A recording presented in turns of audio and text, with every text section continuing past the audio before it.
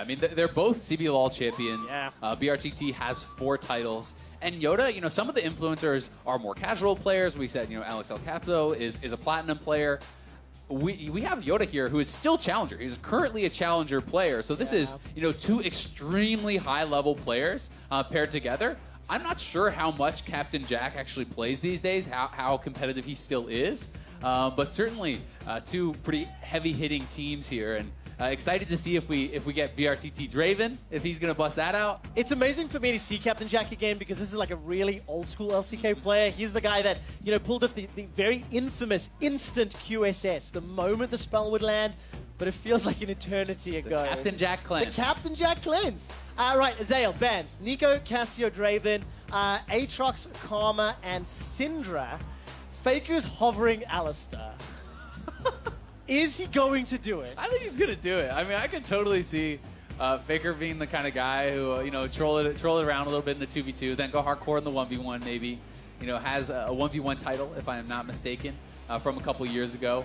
But they did ban out the BRTT Draven, so yes. No luck for him there. Won't get to play his signature champ, at least not in this round. Not this time around. We'll see if they can actually get themselves into the next round, though, because being on the side, Brand and Swain is a dirty combination. Yeah.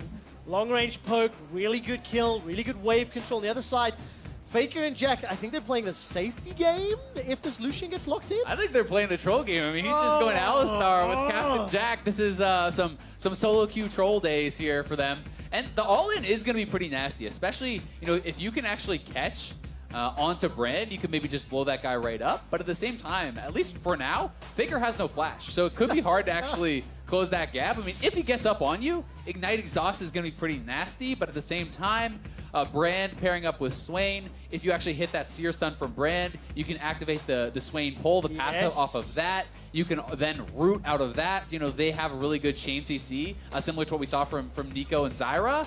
And you could definitely get 100 to 0'd if you get caught by any of it. Oh, let's see what happens now, whether or not the combos can actually pull off. I mean, that's the real question here. Who's going to be able to get this advantage?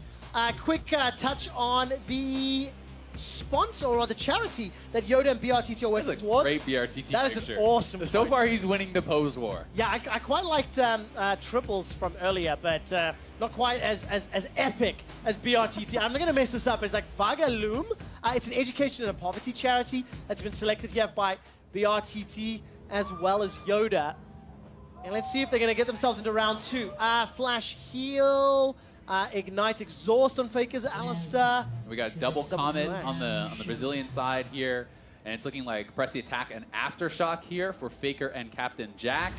You know, you have to think that Faker and Captain Jack, it's all about just an all-in, right? You have to actually be able to close the gap, catch someone. You're looking for level 3 all-in on someone like an Alistar. Maybe they play for later, but I feel like the poke is going to get real rough. So we'll see if they can pull off that all-in. Oh, I'm holding breath, I'm holding breath. Faker's not going to be able to find himself a target right now. Faker's going to push away Yoda.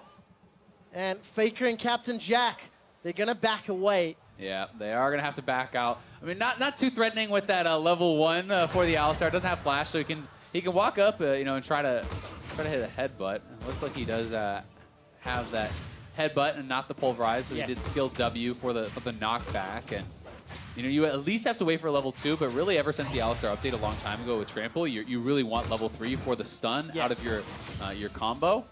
So I think they pretty much have to play it safe. You don't want to get poked down too much before the potential of that all-in comes in. So we're seeing Faker and Captain Jack playing it pretty smart. You can see Overheal, Legend Bloodline, Biscuits as well. So a lot of healing, a lot of sustain here, chosen by Captain Jack. And that I think is going to be pretty standard. I feel like we're going to see that a fair amount, just because of the nature of the game.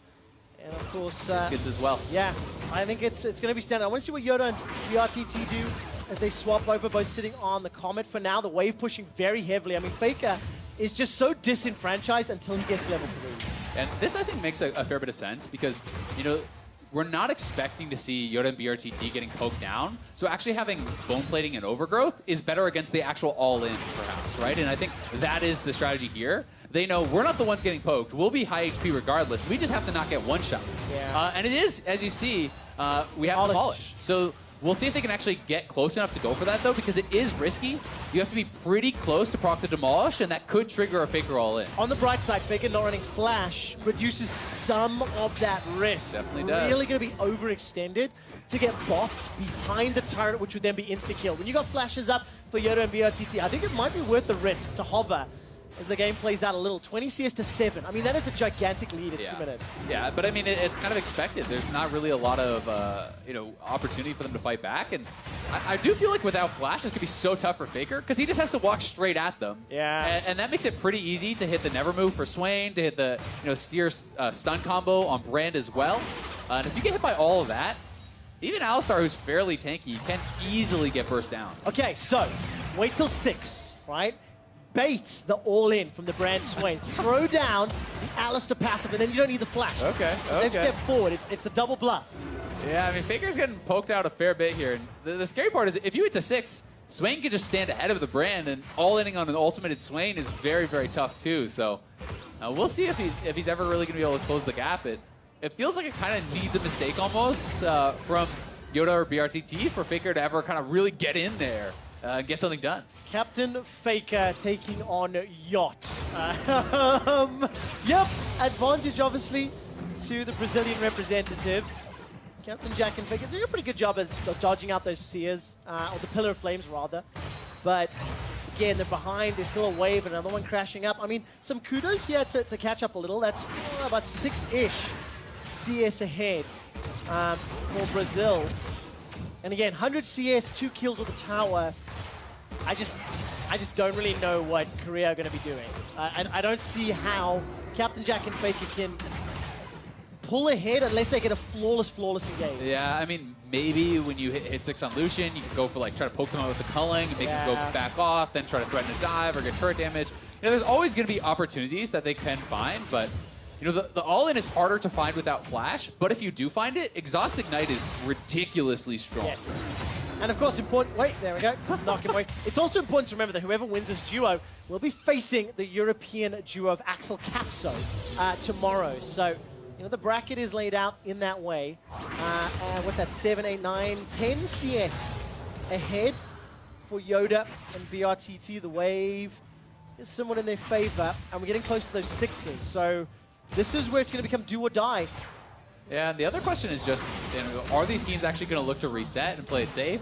I think if I'm Yoda and BRTT, I try to shove in the wave, I go back, and I just buy defensive stuff, right? You just buy like a catalyst, you buy tanky items. You don't really need damage necessarily. You just need to survive any potential all-in. Azael, I need confirmation.